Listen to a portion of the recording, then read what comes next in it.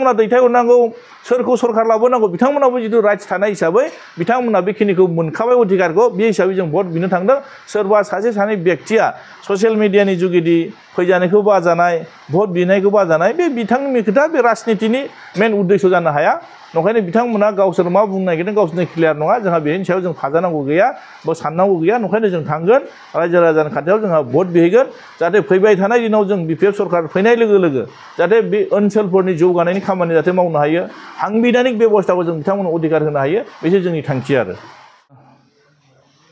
जुलाइनि 31 तारिख खालि जोंहा बिटिसिआव मोनसे एसेम्बलि जानानै थाङो बे एसेम्बलि जाना थांनायनि गेजेराव आङो मोनसे कुइसन लाबोदोंमोन जे बर्तमान सोलिफुनाय बिटिसि गभर्नमेन्टनि दैदेनगिरिफोरनियाव आं मोनसे एसेम्बलियाव कुइसन लाबोदोंमोन दिनै बड'लेण्ड मुभमेन्टनि नामाव जायफोर दिनै मुंख्लं जाबाय मुंख्लं नखरफोरनि नामाव जितु बिटिआर सुक्तिनि जुगेदि 5 लाख मोनफ्रोमबो नखरनो आसाम सरकारनि जुगेदि माने अनसुंथाइ होनायनि मोनसे दफा दंमोन बेनो जाहैदों माने 8 नम्बर 4 आव बेखौ आङो सोंनाय खारना बेनो जे बर्तमान देग्लाय बे बोसोराव मानगोनां प्रमद बर'नि दैदेननायाव जे मुंख्लं नखरफोरनो 5 लाख करि होगोन होननानै बुंदोंमोन खिन्थु दाखालि आं नुनो मोनदों जे बाक्सायाव मोनसे बिथांमोना 5 लाख करि होनो थाखाय मुंख्लं नखरफोरखौ लेंहरनानै 3 लाख करि होनाय जादोंमोन दा बे 3 लाख होनायखौनो बे 3 लाख होनायखौनो आं सोंनाय जादों बे 3 लाखखौ मानो थाखाय होनाय जाखो बाखि 5 लाखआव मारै 3 लाखल' जाखो बे खोथाखौ आं सोंनाय जादोंमोन बिथांमोना स्पष्टयै बुंनो हायाखै दा खोथाया जाहैदों मा दिनै जुदि 5 लाख करिब्ला दिनै माने 3 लाखल' जाखो बे खोथाखौ दिनै स्पष्ट बुंनो हायाखै बेनो बिथांमोननि फेइलर नंखायनो आं बेखौ रायजो राजानि गेजेराव बेखौनो बुंफोरनानै होनो सानदों जुदि 3 लाख होनानै आरो 2 लाखखौ होबावगोन नामा बिथांमोना स्पष्ट खालायना होनांगौ मानोना दिनै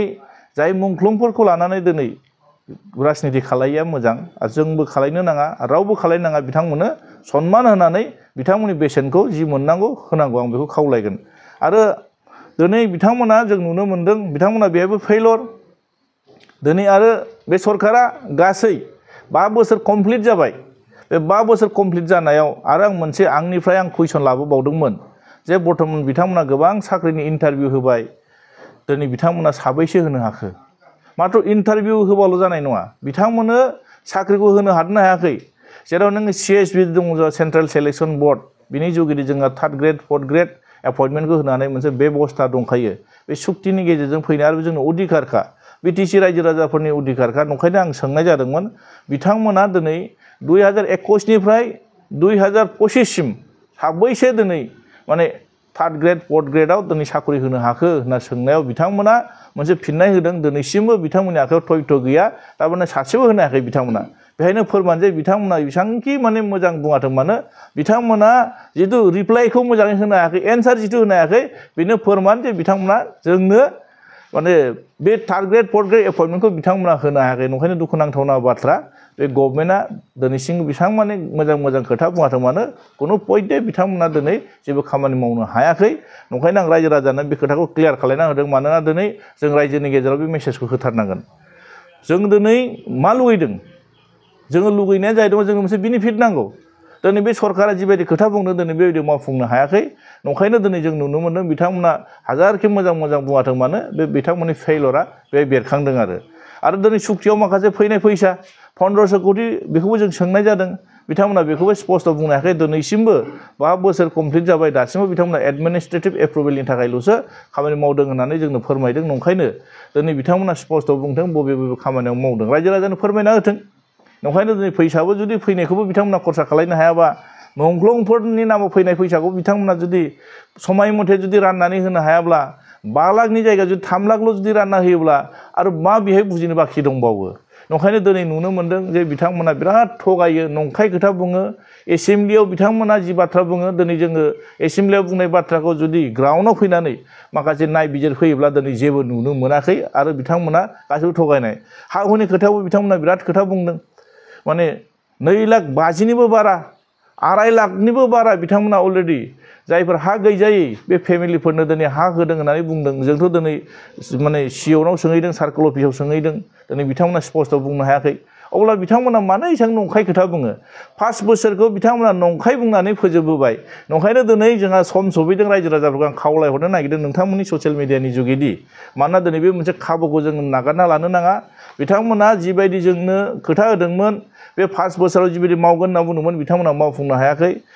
दफाफोरखौबो बिथांमोना स्पष्ट खालायनानै दोननो होनो हायासै एनडिबि फेमिलिनो जायफोर दिनै एनडिबि सेंग्राफोरनो बिथांमोना रिहेबिलिटेशनखौ नांगौ बायदि होनो हायासै गोबां माने दुखु खस्थ'जों दिनै माखासे जोंनि एनडिबि फेमिलि जायफोर सेंग्राफोर दिनै बिथांमोना दिनै हाजिरा मुजिरा मावनानै थाबाय आरो दिनै बिथांमोना जिबायदि जोंनि ओनसोलाव जौगानायनि खामानि बुंदों जौगानायनि खामानि मावनो हायाखै ओंखायनो मोनफानि उनाव मोनफा बिथांमोननि फेइलरा बेरखांबाय थादों आरो ओंखायनो दिनै जों स्पष्ट जाबाय जे बिथांमोना जे मावनो हायाखै एखेबारे स्पष्ट ओंखायनो रायजो राजाफ्रा नै सेप्तेम्बर मासाव जानो गोनां जुदि बिसायख'थि बे बिसायख'थियाव जाहाथे मोजां मोनसे बिसार खालायनानै जाहाथे जों रायजो राजाखौ खावलायगोन जाहाथे नोंथांमोना भट होनांगौ आरो एबार बिपिएफ सरकारखौनो लाबोनांगौ मानोना एबारथ' बिपिएफ सरकार फैगोना निश्चित मानोना जेरावबो मोनसे ढौ जादों दिनैनि थारिखआव नोंथांमोना नायबानो जाबाय बे इलेक्सनाथ' नोङो बिटिआर इलेक्सन नङा बिटिसि इलेक्सनसो मानोना गासिबो बिटिसिसो मोनसे आयेन दङ बिटिआराव आयेन गैया बिटिआरा मात्र नामल'सो नंखायनो दिनै फैबाय थानाय जिथु बे बिसायख'थि बे बिटिसि बे मात्र दिनै नामखौ लानानै बिटिआर बिथांमोना बुंदों सान्थिनि खोथा बुंदों जों सान्थिनि रावबो बिरोधि नङा सान्थिनि मुङाव जाहाथे जों दंस' जानो नाङा सान्थिनि नामाव जों जोबस्रांनो नाङा सान्थिनि नामाव जोंनि अधिकारा जाहाथे गोमानो नाङा दिनै बिदि जानो थांबाय थादों ओंखायनो जों दिनै मा बुंदों जोंनो नांगौ सान्थि नांगौ जोंनो नांगौ जौगानाय नांगौ जोंनि गेजेराव गासैबो अधिकारखौ जों नांगौ ओंखायनो दिनै बिटिसिनि मोनसे जिथु बेबस्था दंमोन बे बेबस्थाखौ बिथांमोना दिनै गाबथानानै मावनो हायाखै साख्रिनो होनाय बेबस्था बिथांमोना बेखौबो मोजाङै मावफुंनो हायाखै बोसोराव जिथु माने एल'केसन हरो बाजेट जिथु हरो जोंना एबार बे बाजेटफोरखौ बिथांमोना सम मथे खरसा खालामनो हायाखै लामा दालां बिथांमोना मावनो हायाखै नंखाय खोथा बुंनानै दिनै बिथांमोना जौगानायनि बाथ्रा बुंब्ला बिथांमोननि ससियेल मिडियायाव बुंनायजों खामानि मावनायजों कमप्लिटलि डिफारेन्स नंखायनो फैबाय थानाय बिसायख'थियाव जिथु एबार बिपिएफ सरकार फैगोना निश्चित नंखायनो गासै रायजो राजाखौ आं खावलायदों जाहाथे मोजां सिन्था खालायनानै भटखौ होगोन आरो थेंक इउ आंबो नुदों जे मानगोनां जोंहा दुलाराय बर' फरायसा आफादनि आफादगिरि मानगोनां दिपेन बर' बिथाङा मोनफ्रोमबो राजनिति हान्जाफोरखौ खौसे जाजानायखौ बिथाङा लुगैदों बिथांनि गावनि गोसोनि साननाय आरो माखासे दुलाराय बर' फरायसा आफादनि बुंनाय बाथ्राखौ बिथाङा बुंफोरदों आंहा बेहाय बुंनांगौ दरखार गैया मानोना बिथांमोननि सान्थौ बिथांमोननि सानस्रि जों रावबो माने खौसेथिनि बिरोधि नङा दिनै जों नुनो मोन्दों खौसेथिनि नामाव अबेबा मोनसे माने राजनिति दलखौ गाहायाव दोननानै अबेबा मोनसे राजनिति दलखौ गोजौआव बोखोनायासो जोंनि थाखाय बे बेसेबां ग्रहन जयग नंखायनो जों दिनै रावनिबो एजेन्डायाव जों खारा जोंहा बिपिएफआ जिथु मोनसे राजनिति दल आरो बिपिएफआ जिथु मोनसे थांखि लादों बिटिसि ओनसोलाव थानाय राजनितिक बेबस्थानि जुगेदि जौगानायनि खामानि माखासे अधिकारनि खामानिखौ जों दिनै गभर्नमेन्ट अफ मावगोन होननानै बुंदों ओंखायनो बिथांमोना जुदि खौसे खालायनानै क्लियार खालायना होथों माबायदि खौसे लुगैदों माबायदि दिनै जाजानायखौ लुगैदों ओंखायनो दिनै जोङो बिथांमोननि बुंनाय बाथ्राखौ मालाय गोजौआव जों हाइ कामान दं हाइ कामाना बिजिरगोन हाइ कामाननि जुगेदि जि बिथोन हरो जों बेबायदि खामानि मावगोन ओंखायनो दिनै जोङो खौसेनि बिरोधि नङा जों खौसेखौ बयबो लुगैयो हेबुलि जे जोङो खौसे जानांगौ बे नङा ओंखायनो जोंहा थांखिया बे सोरहा मा बुंनो नागिरदों मा बुंनो नागिरदों जोंहा बेखौ बिजिरनाय गैया खिन्थु जों फैबाय थानाय जिथु नैबे सेप्तेम्बर मासाव जिथु बिसायख'थि जानो थांगासिनो दं बेहाय जोंहा हाग्रामा महिलारि सारखौ जों बिटिसिनि चिफ बानायनाय जोंनि थांखि आरो बिपिएफआ जा सरकार लाबोनाय बे जोंनि थांखि आरो ओंखायनो बे गेजेराव जुदि सोरबाफोर फैनानै जों ज' जानो लुगैयोब्ला जोंहा बेहाय बुंनांगौ दरखार गैया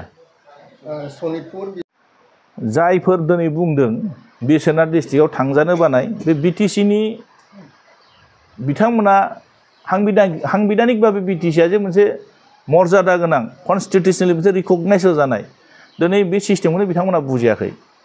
दिनै बिपिएफ नङा दिनै गुबुन गुबुन राजनिति दलफ्राबो थांगोन दिनै बिथांमोना थांजानो बानाया मा मिनिं फोरमायनो नागिरदों मा बाथ्रा बुंनो नागिरदों बे रावखौबो होबथानो हाया बे आंनि अधिकार आंहा दिनै बिपिएफआव दिनै टिकेट लानानै इलेक्सन गेलेगोन बे आंनि अधिकार आं बयनिबो खाथियाव थांनो हागोन जायहा दिनै बादा होगोन बिसोरसो हांबिधानिक बिरोधि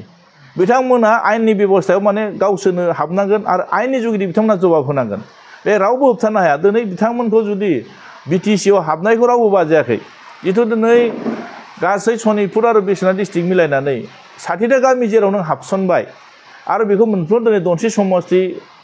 हरिसिंगा समस्ति आरो जोंहा रौता समस्ति बे मोनथाम समस्यायाव जिहेतु बिथांमोननि गामिखौ दिनै सोदेरनानै होबाय सोदेरना होनाय लोगो लोगो बिथांमोना बे समाजनि सासे भटार जाबाय भटार जानाय लोगो लोगो बिथां भट होनायनि अधिकार जिहेतु मोनबाय जायफोर दिनै इलेक्सन गेलेगोन बिथांमोना आरो मोनफ्रोमबो राजनिति दलाव थांनानै रायजो राजानि खाथियाव दिनै माखासे बाथ्राफोरखौ बुंहैगोन भट बिहैनायनि अधिकार दं बिथांमोननि जौगानायनि खामानि मावनायनि खोथा दङ दिनै सासे सानै मानसिया बुंनो हागौ जे मानो फैदों मानो बाजानांगौ दिनै बिथांमोना जौगानायखौ लुगैया नामा बिथांमोना गावनि अधिकारखौ लुगैया नामा बिथांमोना मा बिटिसिआव भट होआ नामा जाय गासिबो नङा दै सनितपुरनि रायजो राजाखौ गासिबो जाय सासे सानै व्यक्तिया बुंदों गावसोर भट होनायनि अधिकारखौ मोनसेयावबो दिनै भट माने बिथांमोना बुंदों दिनै बिपिएफखौ बाजानायनि खोथा बुंबाय थायो मानो बाजानो बिपिएफआव भट बिहैगोन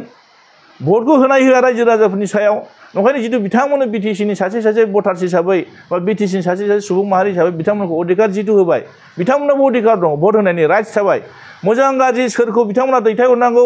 सोरखौ सरकार लाबोनांगौ बिथांमोनावबो जितु राइट्स थानाय हिसाबै बिथांमोना बेखिनिखौ मोनखाबाय अधिकारखौ बे हिसाबै जों भट बिनो थांदों सोरबा सासे सानै व्यक्तिया ससियेल मिडियानि जुगेदि फैजानायखौ बाजानाय भट बिनायखौ बाजानाय बे बिथांनि खोथा बे राजनितिनि मेन उद्देश्य जानो हाया नंखायनो बिथांमोना गावसोर मा बुंनो नागिरदों गावसोरनि क्लियार नङा जोंहा बेनि सायाव जों फाजानांगौ गैया बा साननांगौ गैया नंखायनो जों थांगोन रायजो राजानि खाथियाव जोंहा भट बिहैगोन जाहाथे फैबाय थानाय दिनाव जों बिपिएफ सरकार फैनाय लोगो लोगो जाहाथे बे ओनसोलफोरनि जौगानायनि खामानि जाहाथे मावनो हायो सांबिधानिक बेबस्थाखौ जों बिथांमोननो अधिकार होनो हायो बेसो जोंनि थांखि आरो